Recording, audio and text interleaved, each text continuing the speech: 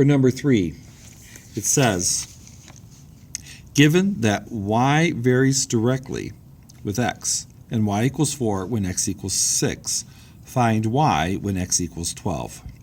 So we have this direct variation which we talked about up here.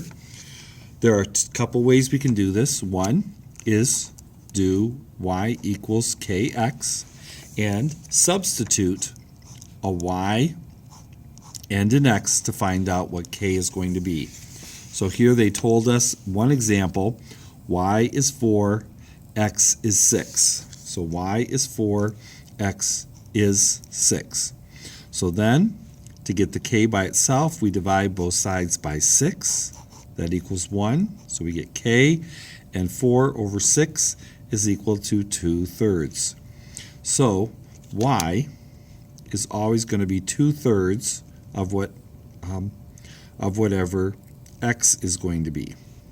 So for this case, we could then take x for 12, so y equals k x, and we know that this has to be 2/3, and they told us that x was equal to 12, and we have to figure out what y is. So they gave us one of them.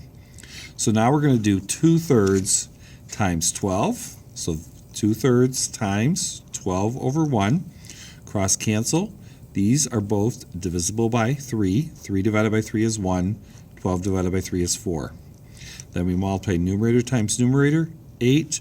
Denominator times denominator, 1. 8 over 1 is 8.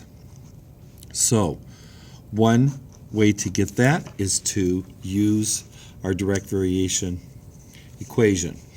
Another way we can do that is to use a table. And we can simply make a table for x, y values. And if we take a look, they gave us that y was 4 when x was 6. Okay? And so then they told us find this is when x is 12. Now, if we go back and think about what we did here, we could see that when this was times 2, this was times 2. So we have a pattern. And here, if we just even skipping from 2 to 4, 2 times 2 is 4, so 24 times 2 is 48. So going down on this one, it's always times 12. Going backwards, divided by 12. The top is always plus 1. The bottom is always plus 12. So here, we can see that this is doubling. So 6, we doubled it to get 12, so we would take 4, we could double it to get 8, which is going to be our answer.